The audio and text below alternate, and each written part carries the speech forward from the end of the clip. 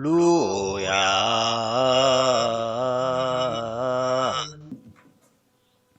ዛሬ እንደ እግዚአብሔር ቅዱስ ፈቃድ የምንማማርበት የትምህርታችን ኃይለ ቃል ጌታዬ እና አምላኬ በሚል ርዕስ ነው። ጌታዬ አምላኬ በሚል ርዕስ እንማማራለን። የቅዱስ ዮሐንስ ወንጌል ምዕራፍ 20 ቁጥር 28 ላይ የምናገኘው ኃይለ ቃል ነው። እግዚእየ ወአምላኪየ የሚል ነው። ጌታዬና አምላኬ ወይም ጌታዬ አምላኬም ተብሎ ይተረጎማል። እንግዲህ በዚህ በትንሣኤው ወራት ትንሣኤውን የመሰከሩልን ብዙ ቅዱሳን አሉ። ቅዱሳን ሐዋርያት ሁሉም ቅዱስ ጴጥሮስ፣ ቅዱስ ዮሐንስ፣ የኤማሁስ መንገደኞች፣ ማርያም መግደላዊት፣ ሌሎችም እናቶቻችን ቅዱሳት አንስት፣ እነዚህ ሁሉ የትንሣኤው ምስክር ሆነው አስተምረዋል። ከመስቀሉ ስር የተነሱት 500 ባልንጀሮችም የትንሣኤው ምስክር ናቸው። ዛሬ እንደ እግዚአብሔር ቅዱስ ፈቃድ በቅዱስ ቶማስ ሐዋርያ የተነገረውን የጌታችን የመድኃኒታችን ኢየሱስ ክርስቶስን የትንሣኤው ምስክርነት እንማራለን ማለት ነው። እንግዲህ እንደምታውቁት የጌታችን የመድኃኒታችን ኢየሱስ ክርስቶስ ትንሣኤ የነገራችን ሁሉ መነሻ ነው። ክርስቶስ ካልተነሳ ትንሣኤ የለም። ትንሣኤ ከሌለ ማመናችን ከንቱ ነው ይላል ቅዱስ ጳውሎስ። ክርስቶስ ካልተነሳ ትንሣኤ የለም። ትንሣኤ ከሌለም ሃይማኖት ዋጋ የለውም። ስለዚህ የሃይማኖታችን የማመናችን ዋጋ ትንሣኤ ነው። ብንጾምም ብንጸልይም ብናስቀድስም ብንፋቀርም ብንመጸውትም ሰው በተቀደሰ ጋብቻ ቢኖርም በምናኔም ቢኖር በክህነትም ቢያገለግል ብንሰብክ ብንሰበክ ብንማር ብናስተምር መልካም የሆነውን የቅድስና ስራ ሁሉ እግዚአብሔር ፈቅዶልን ብንሰራ ክርስቶስ ካልተነሳ ይሄ ሁሉ ባዶ የጉልበት ስራ ወይም የአህያ ስራ ነው የሚሆነው ማለት ነው። ምንም ቅድስና ያለ ክርስቶስ ትንሣኤ ክብር የለውም። ለዚህ ነበር አባቶቻችን ሰረይነ ሰብአ ወእያህየውነ፣ ሰውን ሁሉ ፈወስነው ነገር ግን አላዳነውም። ፈወስንሃ ለባቢሎን ወይ ተፈወሰት፣ ባቢሎንን ፈወስናት ግን አልዳነችም።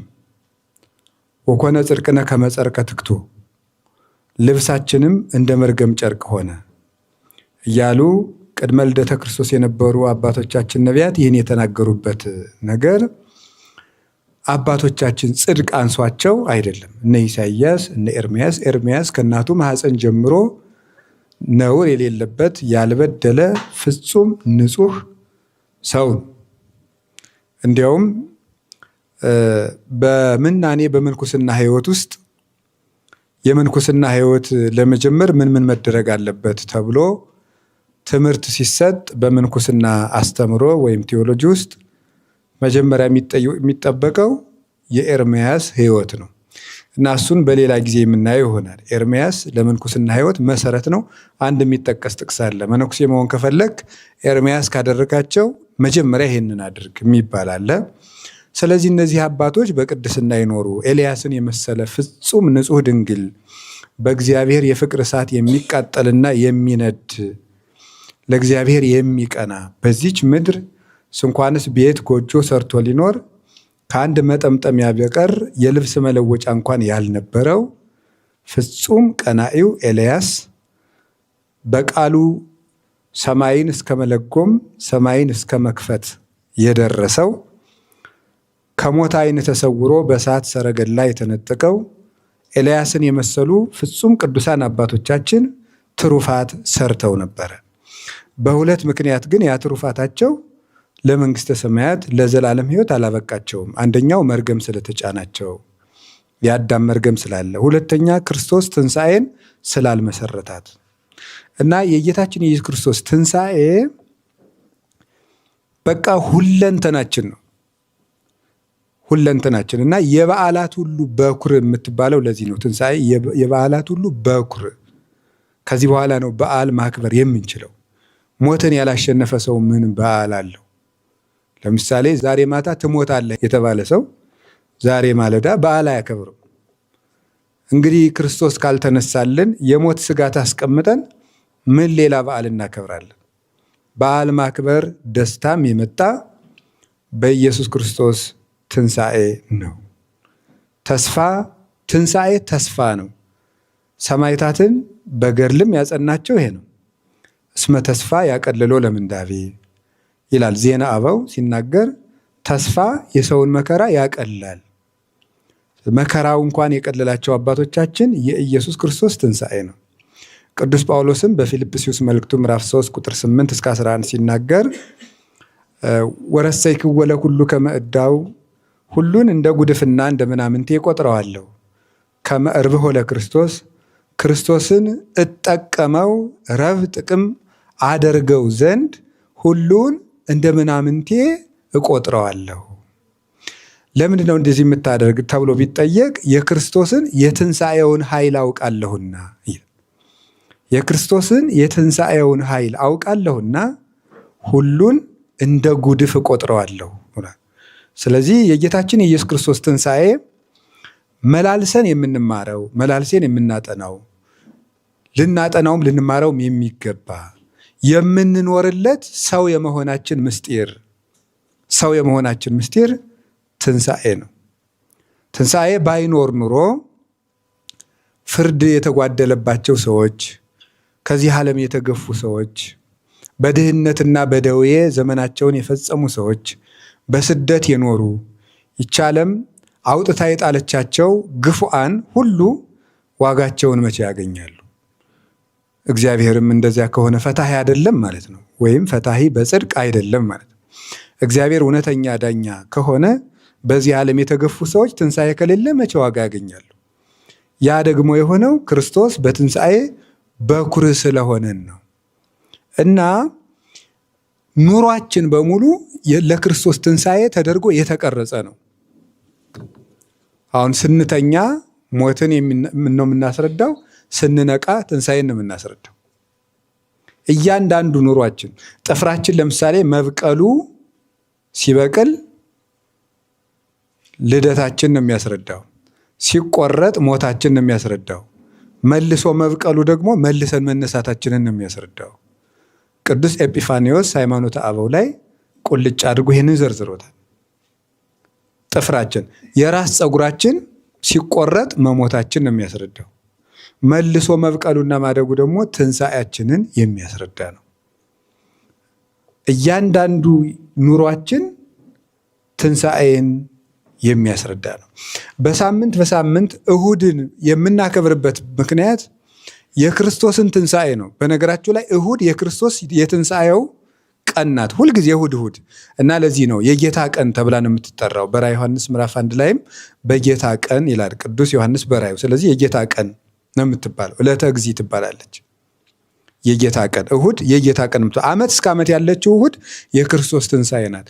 የመጀመሪያውን ለማሰብ በዓመት አንድ ጊዜ ትንሣኤ እንላለን እንጂ ሁልጊዜ እሁድ ትንሣኤ ነው።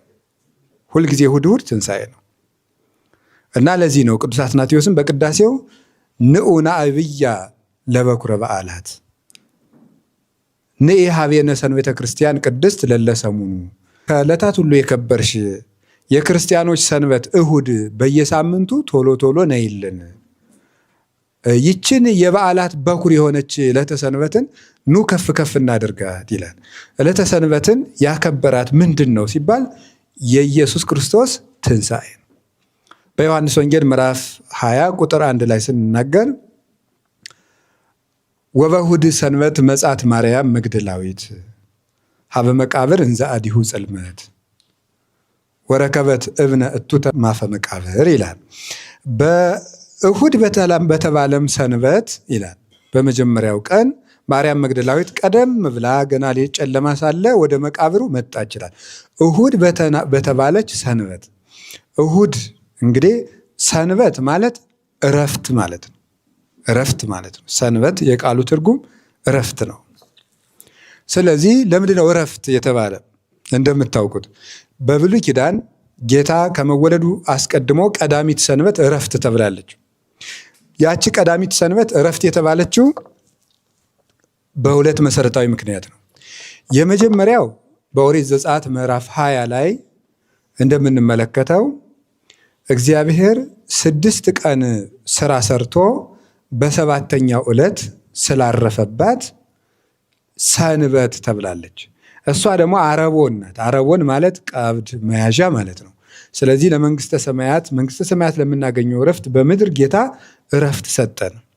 ሰዱሰ መዋዕለ ትገብር ተግባረከ ወሳቤትሰ ዕለቱ ይእቲ ለእግዚአብሔር አምላክከ። 6 ቀን ስራህን ትሰራለህ፣ ሰባተኛይቱ ቀን ግን ለፈጣሪህ ለእግዚአብሔር ሰንበት ናት ይላል። ስለዚህ እግዚአብሔር ለምንድን ነው እንደዚህ ያተደረገ ሲባል እግዚአብሔር 6 ቀን ሰራ፣ ሰባተኛይቱን ቀን አረፈባት። ከኔ ጋር እረፉ ለማለት ነው። ምንጊዜም የሰው ልጅ እረፍቱ ከእግዚአብሔር ጋር ነው። እግዚአብሔር የሌለበት እረፍት የለም። ከኔ ጋር እረፉ፣ እረፍታችሁ ከኔ ጋር ነው። ስትሰሩም ከኔ ጋር ስሩ አለ። 6 ቀን ስሩ አለ። ጌታም የሰራ 6 ቀን ነው። ስለዚህ ስትሰሩም ከኔ ጋር ስሩ፣ ስታርፉም ከኔ ጋር እረፉ።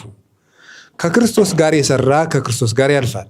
ከእግዚአብሔር ጋር የሰራ ከእግዚአብሔር ጋር ያርፋል።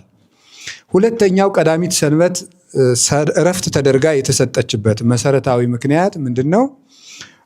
አይሁድ በግብፅ ሳሉ የሚሰሩት ያለ እረፍት ነበር። ያለ እረፍት ጭቃ ያቦካሉ፣ ጡብ ይረግጣሉ። እንዲያውም ወደ መጨረሻው አካባቢ መከራው ሲጸናባቸው ተመልከቱ። ምንድን ነበረ? በፊት ጭቃ ቀባይ ሌላ ነው፣ ሳርና ጭድ የሚያቀብል ደግሞ ሌላ ነው፣ የሚረግጡት ደግሞ ሌላ ናቸው። በኋላ ግን መቼም እንደ ሰው ያለ ክፉም የለም፣ እንደ ሰው ያለ መልካምም የለም። ሲከፋባቸው ምን አደረገ ፈርዖን? አይ በፊት ሌላ ሰው ሳርና ጭድ አቅርቦላችሁ እናንተ ጭቃ ታቦኩ ነበር። አሁን ግን ራሳችሁ ጭድና ሳር ፈልጋችሁ ራሳችሁ ረግጣችሁ፣ ነገር ግን የምትሰሩት ህንፃ ወይም ግንብ ወይም ፒራሚድ በፊት ሰው ጭድና ሳር እያቀበላችሁ ከምትሰሩት እንዳያንስ ተጠንቀቁ ተባሉ። እንዴት ያለ አስቸጋሪ እንደሆነ ተመልከቱ ማለት ነው። እንግዲህ ሰው እያቀበላችሁ የምትሰሩትን አሁን ደግሞ ብቻችሁን ያን ባትሰሩ ትሞታላችሁ ተባሉ። አሁን እግዚአብሔር ያን የሚሰሩት 7 ቀን ነው። እግዚአብሔር ግን ቸር ስለሆነ ወገኖቹ እስራኤልን ምን አደረጋቸው? እኔ የእረፍታችሁ ጌታ ነኝ ለማለት ከግብፅ አውጥቶ ቀዳሚትን እረፍት ሰጣቸው። ፈርዖን የዲያብሎስ ምሳሌ ነው። ዲያብሎስ እረፍት ይነሳናል፣ እግዚአብሔር ግን ምንድን ነው? እረፍት ይሰጠናል። ስለዚህ ምንድን ነው ያለ? ሀለወክሙ በዓለም ሕማመ ትርከቡ፣ በዓለም መከራ ትቀበሉ ዘንድ አላችሁ። ወዋቤሰ ሰላም ትርከቡ፣ በእኔ ዘንድ ደግሞ ሰላም ታገኙ ዘንድ አላችሁ ብሎ ዮሐንስ ወንጌል ምዕራፍ 16 ላይ እንደነገረን ያ ፈርዖን እረፍት የነሳቸው ፈርዖን ዲያብሎስ ነው። እረፍት የሰጣቸው ሙሴ ደግሞ የኢየሱስ ክርስቶስ ምሳሌ ነው። አሁን ልብ በሉ። ስለዚህ ቀዳሚት ሰንበት በብሉይ ኪዳን በሁለት ምክንያት ሰንበት ተባለች። የመጀመሪያው እግዚአብሔር ስራውን ሰርቶ ስላረፈባት፣ ሁለተኛው እግዚአብሔር በባርነት ለነበሩ ወገኖቹ የእረፍት ቀን ስላደረገ። በሐዲስ ኪዳን ደግሞ እሁድ በሁለት ምክንያት ሰንበት ተባለች እንዲሁ። በምንና በምን? የመጀመሪያው የዓለማት ፈጣሪ ኢየሱስ ክርስቶስ ዓለምን እንደገና በደሙ ፈጥሮ ያረፈው እሁድ ነው። እንደገና ፈጥሮ።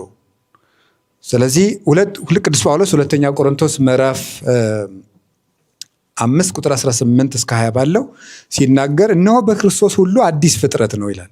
በክርስቶስ አሁን አዲስ ፍጥረት ነው። ስለዚህ እስመ ውእቱ ፈጠረነ የሚለውን የውዳሴ ማርያሙን ሊቃውንት አባቶቻችን ሲተረጉሙ እሱ በአዲስ ተፈጥሮ በጥንተ ተፈጥሮ ፈጥሮናልና ይላሉ። ስለዚህ እግዚአብሔር ዓለምን ሁለት ጊዜ ነው የፈጠረው። የመጀመሪያው ጥንተ ተፈጥሮ ይባላል፣ ባሪያው በአምሳሉ የፈጠረን ነው። ሁለተኛ እንደገና በጌታችን በኢየሱስ ክርስቶስ ደም አድሶ እንደገና የፈጠረን እንደገና የሰራንን። ስለዚህ ቀድሞ ዓለምን በጥንተ ተፈጥሮ ፈጥሮ ያረፈባት ቀዳሚት ሰንበት ተባለች። ሁለተኛ ደግሞ ዓለምን እንደገና በደሙ ፈጥሮ ያረፈባት እሁድ ሰንበት ተባለች። የመጀመሪያይቱን ቀዳሚት ከግብፅ ለወጡ ወገኖቹ እረፍት ሰጥቶባታል። የኋለኛይቱን እሁድ ደግሞ ከዲያብሎስ ላላቀቀን ለክርስቲያኖች እረፍት አድርጎ ሰጥቶናል። ስለዚህ ሰራ ለነ ሰንበተ ለእረፍተ ዚአነ ያለ ቅዱስ ያሬድ ለዚህ ነው። ለእኛ እረፍት ሰንበትን ሰራልን፣ ዕለተ ቀዳሚትንም ዕለተ እሁድንም ለእኛ ማረፊያ አድርጎ ሰጥቶናል ማለት ነው። እና ይሄ ሁሉ እረፍት የተገኘው በማን ነው? በኢየሱስ ክርስቶስ በመድኃኔዓለም ትንሣኤ ነው። የክርስቶስ ትንሣኤ እረፍታችን ነው፣ እረፍታችን ነው። እና በዚህ ዓለም ላይ ብዙ እረፍት የሚነሱ ነገሮች አሉ። እንደምታውቁት አጋንንት እረፍት ይነሱናል። ሰዎችም እረፍት ሊነሱን ይችላሉ። ምክንያቱም በሰዎችም አይፈረድባቸውም። ለምንድን ነው የማንፈርድባቸው? ሰዎች የራሳቸው ስሜት አላቸው፣ የራሳቸው እውቀት አላቸው፣ የራሳቸው አመለካከት አላቸው፣ የራሳቸው አስተዳደግ አላቸው፣ የራሳቸው አመጣጥ አላቸው፣ የራሳቸው እቅድ አላቸው፣ የራሳቸው ድካም አለባቸው፣ የራሳቸው አለመረዳት አለባቸው፣ የራሳቸው የመንፈሳዊነት ብስለት ማነስ አለባቸው። ከዚህ የተነሳ ሰዎችም እረፍት ሊነሱን ይችላሉ። አጋንንት እረፍት ይረሱናል። የራሳችን ስህተት እረፍት ይነሳናል። ረሲ ይጎይ እንዘ አልቦ ዘይዴግኖ ብሏል ሰሎሞን። ኃጢአተኛ ሰው ማንም ሳያሳድደው በራሱ ይሸሻል ይላል። አንዳንድ ጊዜ የሰራናቸውን ኃጢአቶች ሰው ያወቀብን እየመሰለን እንደነግጣለን እና ያንን የሚያመጣብን ራሳችን ነው። ስለዚህ ይህ ዓለም ምንድን ነው? አንድ የቤተ ክርስቲያን አባት ወይም መናኝ ባይታዊ ነው። በዜና አበው ተጽፏልላችሁ ስትመለከቱ ታገኙታላችሁ። እና ውሃ ከጉድጓድ ቀርቶ ያመጣና ውሃውን ደፍቶ መልሶ ውሃ ሊቀዳ ይሄዳል። ያመጣና ይደፋዋል፣ መልሶ ሊያመጣ ይችላል። አባ ምን ሆነው ነው እያመጡትን ውሃ እየደፉ መልሰው ሊቀዱ የሚሄዱ ሲላቸው ከመ ኢያዕርፎ ለዘ ኢያዕርፈኒ የማያሳርፈኝን ላለማሳረፍ ነው፣ ወይም እረፍት የሚነሳኝን እረፍት ለመንሳት ነው አለ ማለት። እነዚህ እረፍት የሚነሳ የተባሉ ሁለት ናቸው። አንደኛው ስጋ ነው፣ ሁለተኛው ዲያብሎስ ነው። እረፍት የሚነሳኝን እረፍት ለመንሳት ስራ ባጣ የቀዳሁትን ውሃ ደፍቼ መልሼ እቀዳለሁ አለ። እንግዲህ ስራ ያጣ መነኩሴ ምንድን ነው? ይሄ እኮ ቀልድ እንዳይመስላችሁ፣ ትክክለኛ አነጋገር እኮ ነው። ታውቃላችሁ፣ ትክክለኛ ቀልድ አይደለም። ስራ ያጣ መነኩሴ ማለት ተግባረ እዱ የእጅ ስራ ካለቀበት ሰይጣን ህሊናውን እንዳይፈትነው ምን ማድረግ አለበት? ቆቡን ቢሆን ቀዶ እንደገና ሲፈታ ህሊናውን በዚያ መጥመድ አለበት እኮ ነው እንጂ ቀልድ እንዳይመስላችሁ። አሁን ሰው ግን ስራ ፈት ብሎ ለመሳደብ ነው የሚጠቀምበት፣ እንደሱ አይደለም። ስለዚህ እረፍታችን መድኃኔዓለም ነው፣ የሚያሳርፈን አምላክ ያሳረፈን 5500 ዘመን ከነበረብን ዕዳ ያሳረፈን፣ ከሚጨቀጭቀን ባለ ዕዳ ያላቀቀን፣ ዕዳችን የከፈለልን ቸሮ አምላክ ኢየሱስ ክርስቶስ ቡሩክ መድኃኔዓለም ለሱ ክብር ምስጋና ይግባው እና የእሱ ትንሣኤ ህይወታችን ነው፣ ተስፋችን ነው። እዚህ የተሰበሰብነው እንደዚያ ብለን እኔና ወንድሞቼ ደቀ መዛሙርት ቃለ እግዚአብሔር የምንማማረው፣ እኔና እናንተ እዚህ ያላችሁት ቃለ እግዚአብሔር የምንማማረው፣ መነኮሳት እናት አባት ጥላችሁ በዚህ በረሃ በዚህ ገዳም የተቀመጣችሁት የክርስቶስን ትንሣኤ አምነን። ትንሣኤው ባይኖር ክርስቶስ ባይነሳ ምንኩስና ምን ያደርጋል? ምን ያደርጋል? ሰዎች እንግዲህ ውፍረት ለመቀነስም እኮ በጾም ከሆነ በ24 ሰዓት አንድ ጊዜ የሚበሉ ሰዎች አሉ። ታውቃለች? ውፍረት ለመቀነስ ለካንሰር ብለው በ24 ሰዓት አንድ የሚበሉ በጣም አሜሪካ፣ አውሮፓ አሉ። የእኛ ልጆች ሁሉ እኔም ሁሉ ማውቃቸው አሉ። እንዲያውም ይህን ያህል ጾም ምናምን እንደዚህ ወይም ይህን ያህል ጾም እየቀኑና ስትሰጣቸው አንዳንዶቹ ችግር የለም አባኔ በኖርማሉም ራሱ የምበላው አንዳንድ በዚህ እንደዚህ ነው ሲሉኝ እኔ ደነግጣለሁ ወደዬ። ስለዚህ ጾምም ቢሆን ምንም ልፋትም ከሆነ ወታደርም እኮ ይለፋል አይለፋም እንዴ? በደንብ ይለፋል። ሚስት የለ ምን የለ ዘመድ ተለይቶ ወታደርም ይደክማል። የሂንዱይዝም እምነት ውስጥም በደንብ ኃይለኛ ተመስጦና ምናኔ አለ። ታዲያ የኛ የሚለየው ምንድን ነው ሲባል የክርስቶስ ተስፋ ትንሣኤ ስላለ ነው እንጂ ጾማችን ብዙ ስለሆነ ስግደታችን ብዙ ስለሆነ አይደለም። የክርስቶስ ትንሣኤ ነው እንጂ ከኛ ብልጠው የሚሰግዱም በዓለም ላይ ያሉ ከኛ ብልጠው የሚጾሙም ይኖራሉ። ስለዚህ የክርስቶስ ትንሣኤ ዋና ማህተማችን ነው። እንግዲህ ዓመቱን ሙሉ እንኳን ብንማረው አይበቃንም። እንደው መድኃኔዓለም የእኛን ልብ ያንሳልን።